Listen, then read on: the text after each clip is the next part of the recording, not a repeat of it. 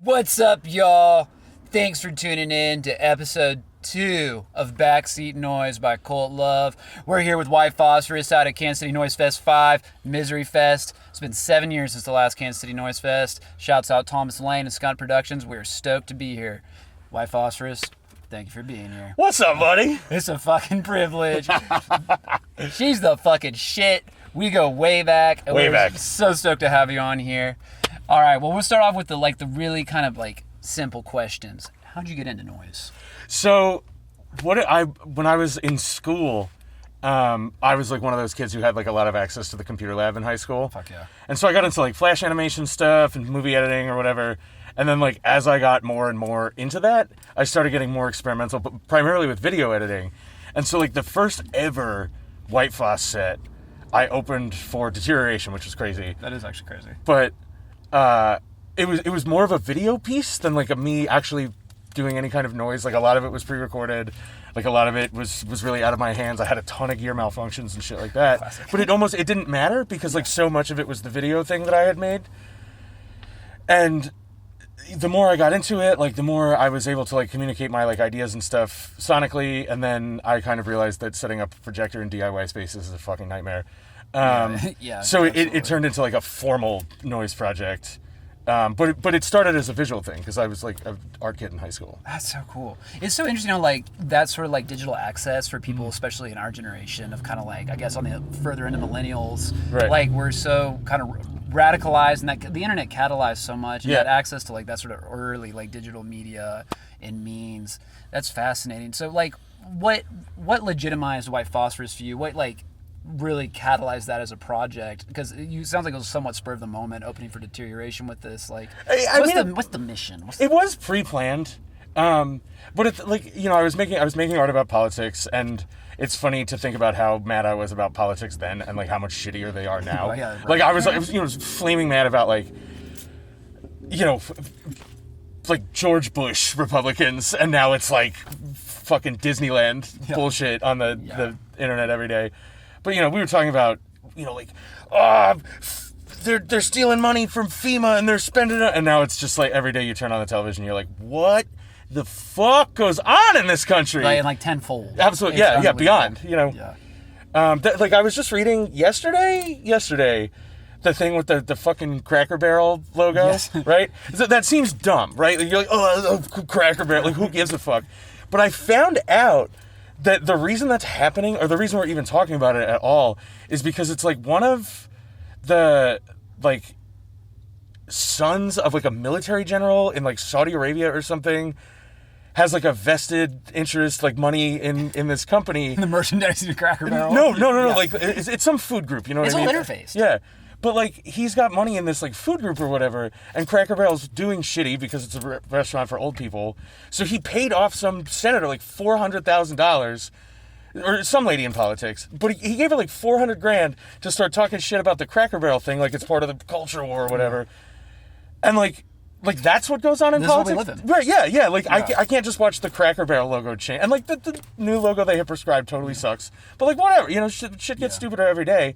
But then I'm oh, it's because there's somebody pumping $400,000 into the pockets of a literal politician to get on Twitter and talk shit about the fucking Cracker Barrel logo. Yeah. And that's where we're at, Yeah. The politics that I was mad about then just seems so childish compared to what we're mad about now, Yeah. It's exponential. Clearly this is it was catalyzed by the politics that we live in. Yeah. Growing. In short, how would you if you had an elevator pitch to somebody, how would you describe White Phosphorous? So White Phosphorous is it's a more Throbbing Gristle style death industrial project, lower, slower. It's not as just the harsh noise wall shit that is popular. It's I don't know, it's a smooth jazz, but with me shouting like a maniac about all the things that are going on in the world. Fucking perfect. Well, how about this? Here's a classic one. What's your favorite noise release or noise artist? It's actually funny because Mark's right across the street. His trivia night has a tape called "See You in Hell, My Friend" that I absolutely fucking love. Trivia night's the shit. Kansas City staple. 5-Star Hotel was one of the projects that like taught me a lot about stuff. Zandra Metcalf's project. Favorite performance you've ever seen? Whenever Ethan does the Many Blessings stuff, that really impresses me. Yeah. You're kind of similar kin in that sense, though. Like, you have that multifaceted likeness about your work to what you do, where you kind of cross, like, these extreme genres of music. So you're, like, people like yourself and, like, Many Blessings are, like, really great examples of, like, how these different subcultures will feed each other and, like, make better, harsh and extreme music. Yeah. Yeah, it's I really like the people who, like, do the professional aspect, or like treat a noise project like it's a professional band. Yep. Like, don't get me wrong, I love the weirdo stuff, and I love when you're just in like a stinky ass basement with a bunch of weirdos, and like there's like a naked screaming guy in contact mics and shit like that. But I do also really love it when there are like people who perform harsh noise the way you would go see like a mainstream commercial band or whatever, and you're just like you see somebody who's like really a pro, you know, and you're just like blown away by absolutely, because there really is, like, when you get into this sort of stuff, you don't realize, like, it's not just all like bullshit happening all the time on people's whims, and there really is levels to it. And there is, and you know, years ago someone told me there is good noise, and I used to be like, I guess, and I was like, no, I totally agree with that statement. There's levels to it, absolutely. Well, here's another tried and true cliche. Favorite piece of gear?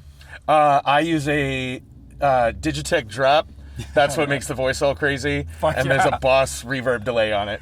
And that's it. That's all I need. That's all I need. That's all you need, baby. I appreciate a simplistic, simplistic rig. Well, White Phosphorous, thank you for being with us. Hell yeah. We'll get down to some noise real quick. Let's get down to some noise! Yeah. White Phosphorous.